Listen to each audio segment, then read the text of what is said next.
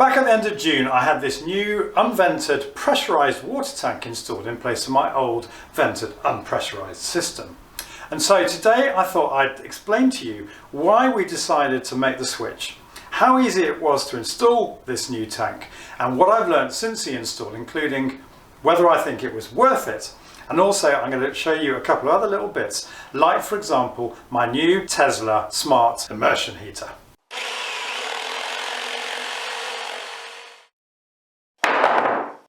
So I suppose the first question to ask is why bother ripping out the old system in the first place? That system served us very well since we installed it in 2010, particularly with the addition of the Stuart Turner 3-bar booster pump, which I installed at the time that I refurbished the bathroom. So it's got some decent pressure there, and it actually wasn't that noisy. But we had a couple of problems with the old system. The first one was capacity. I'm guessing the old tank was about, 115 litres, a bit like one of these you see here. And if somebody wanted a bath immediately after somebody else, or even a shower, it was a problem because the hot water would have been mostly used up. The other problem is the practicalities of a system like this. I had this water storage tank in the loft. And if any of you have seen my wasp video recently, you'll know that a wasp nest ravaged the top of the tank, eating away the insulation cover and a lot of the insulation around the vent pipe. You also have a problem with ceiling tanks in the loft, particularly when you've got a loft like mine, which doesn't have underfelt, and therefore it's constantly at the mercy of wasps, flies, spiders and everything else. Mercifully, our tank was kept pretty pristine because of this perspex cover I put on top of it, but you nevertheless have this problem all year round. You've got a problem of freezing in the winter and pests getting in during the summer. This is admittedly less of a problem than the capacity issue, but with these two problems we decided to take the plunge and get a new system. But one thing that's been really vexing me over the years is just whether it was practical, possible to install a system like this without a lot of major plumbing work. Well, a quick chat with a plumber I found revealed that it was possible to install a new tank into the space occupied by the old one, and with minimal plumbing for my S-plan system, where basically I've got a fairly simple arrangement with my boiler, either sending hot water through the central heating system or through the hot water tank via two zone valve actuators, which do the diverting between the two. Pairing the old system with the new, you can see that fundamentally the plumbing hasn't been altered. You can see my mains water feed here from the plumbing I redid several years ago. It does ideally need to be 22mm to the tank apparently. You do, however, need a discharge pipe, which meant pulling up the corridor carpet and floorboards and taking this rather ugly pipe down the outside of the house. I don't like these plastic clips. I'm probably going to replace them with these Munson rings, I guess when I repaint the back of this house and replace this window, all of which is in the pipeline. The other thing we needed was a pressure reducing valve on the main water feed coming into the house. We have an insanely high pressure of about 7 bar here.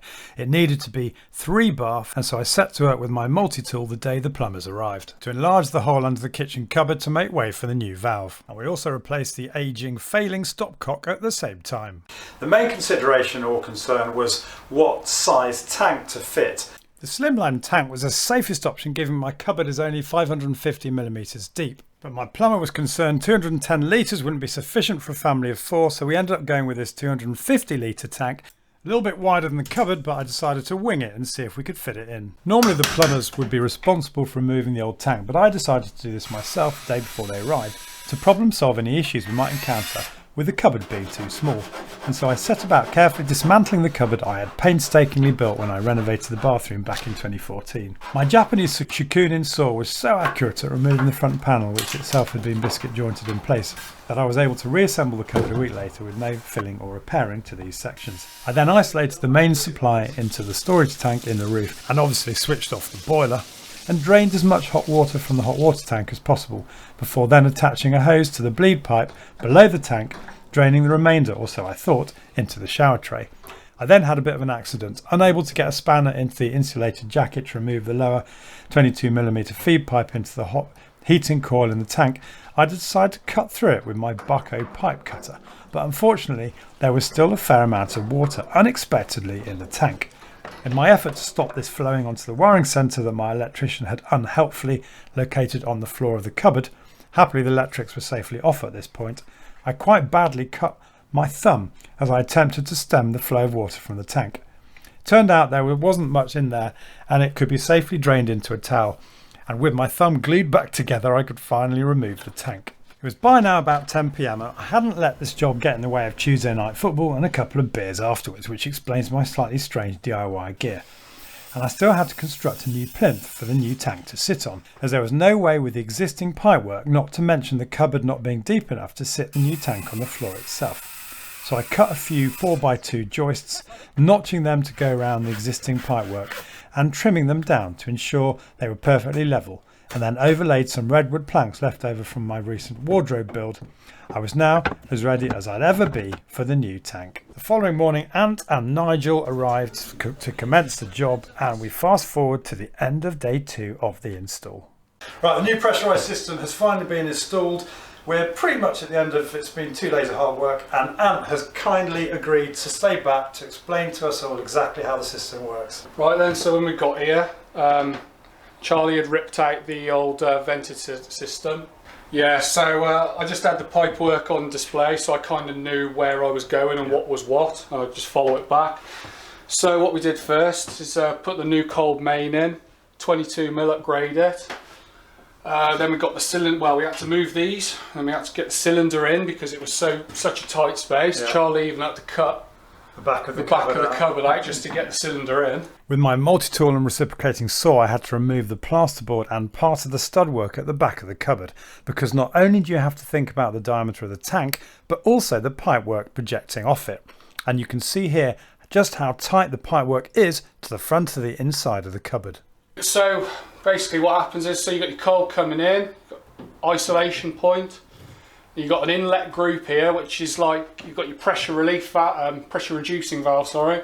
You've got a balanced cold feed. You've got your pressure relief valve. Just going back to that valve, that basically means it balances the hot and cold pressure, doesn't it? Yeah. So if you're having like a shower, your hot and your cold are exactly the same pressure, so one can't overpower the other. Brilliant. Then you've got your cold coming into the bottom of the cylinder.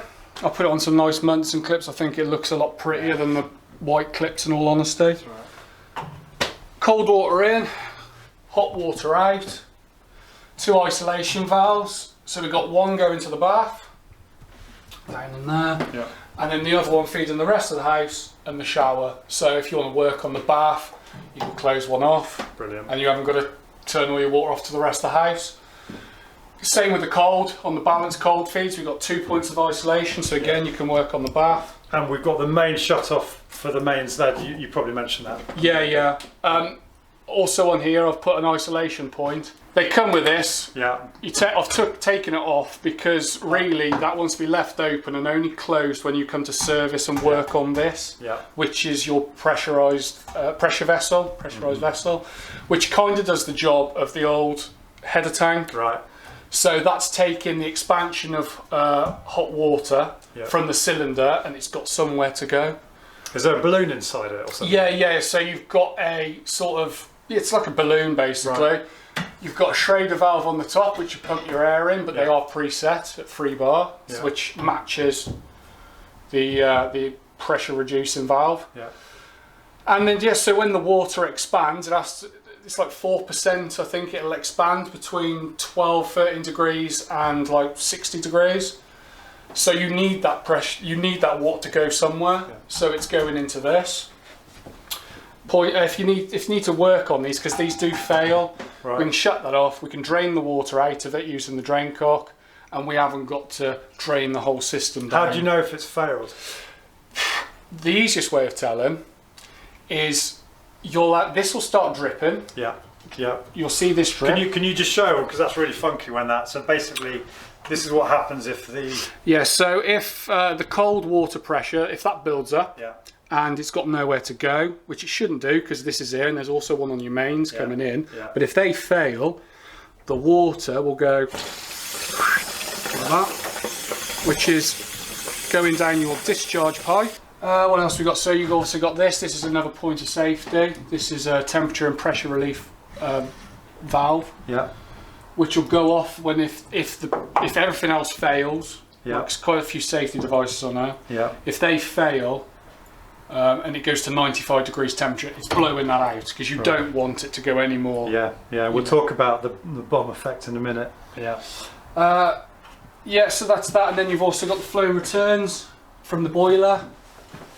So you got the flow from the boiler coming up, then splits here on the zone valves. Yeah. So there's that, and then we put a new gauge in there so Charlie can see when he's topping up what he's doing. I had a mirror before, you wouldn't believe it. That goes to your central heating. Obviously that's coming from your boiler. Yeah. That'll open if your central heating's cooling. This one opens if your cylinder wants to cool for hot water. It'll come through here, through the coil, back down there, and that's your return, and the returns are linked probably under the floor. Right. And that goes back to your boiler. What's that on the top? This is a manual air vent, manual bleed. Alright. So if you open it up, there'll probably be water. Yeah. There you go. Yeah. So if you want to get air out your system, Right, got you. we put one on each side so we can get it out the coil. Yeah, right. How would I know if I had air in the system? You'll hear a banging. Right. You'll hear like a little, Yeah, that's useful to know. That's like really that. useful. Couple other things. We've got the thermostat for the hot water tank here, and two input points, well, two immersion heaters. And this is the last thing I really wanted to show you on this video.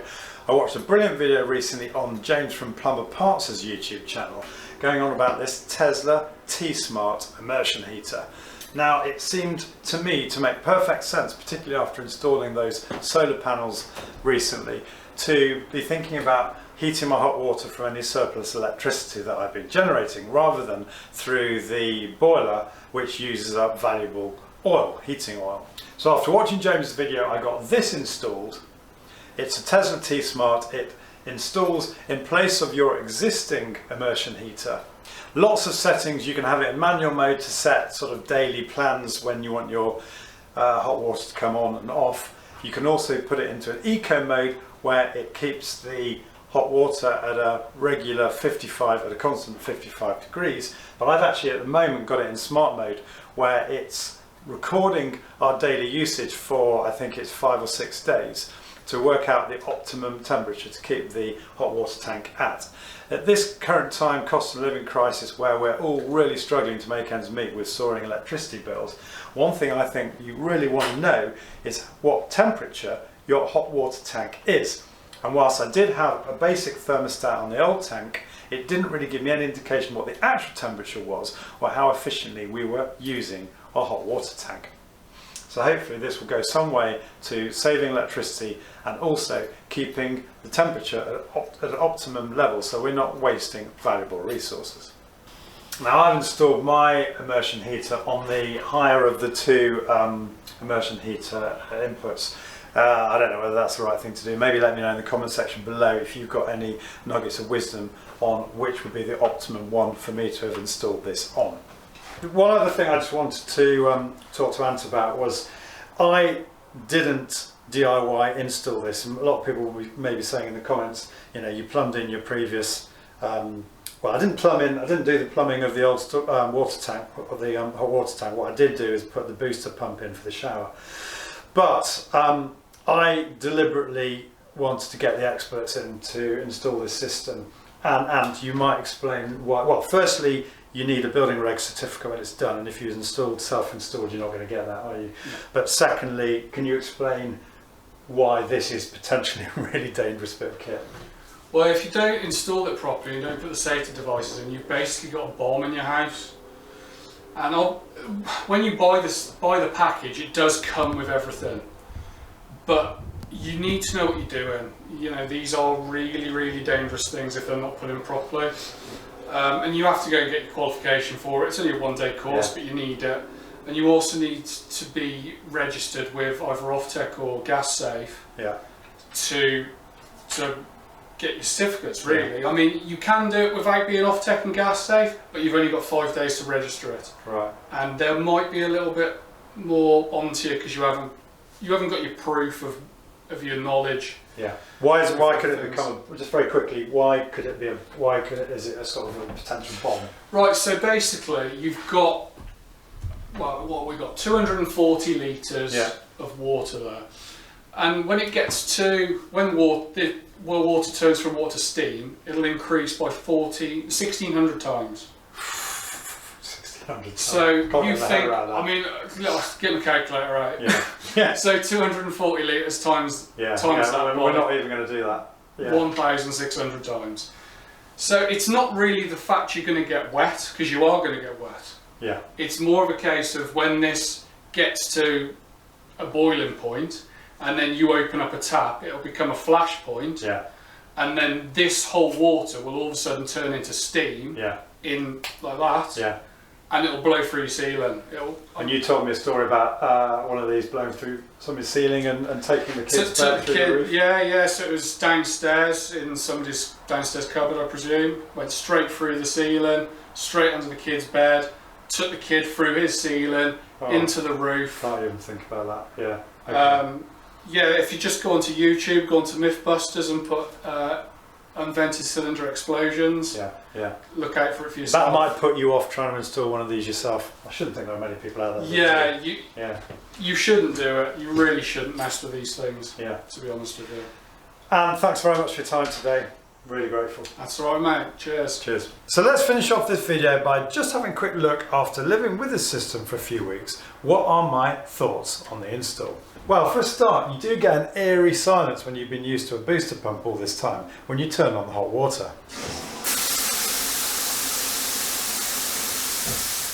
The pressure isn't any better than it was because the Stuart Turner pump was 3 bar. So if anything, I suppose we've been slightly underwhelmed in this shower because things are as they were. We've got a decent pressure in the bath, which don't forget was also supplied by the Stuart Turner booster pump. But perhaps the most noticeable change has been elsewhere in the house, where previously we had gravity fed hot water, but now 3 bar of pressure. So I think that, combined with the increased capacity we've now got for more family members to be able to have baths and showers, and the new functionality brought in with the Tesla T-Smart, and I could have put that in my old tank but probably wouldn't have got round to it, makes this feel like a bit of a no-brainer to me as a sort of beneficial upgrade for the house. But as usual, let me know in the comment section below your thoughts, systems you put in, any questions you've got, and as all this will be beneficial to anyone who's watching this video who's thinking about putting in a system like this themselves. Finally, anyone who's watched my last couple of videos will know that I've recently jumped on board as a founder influencer with WeShop. I'll put a link in the description again below the video to where you can sign up through the app or Google Play Store. I've done this as a way of reducing my dependence on Amazon.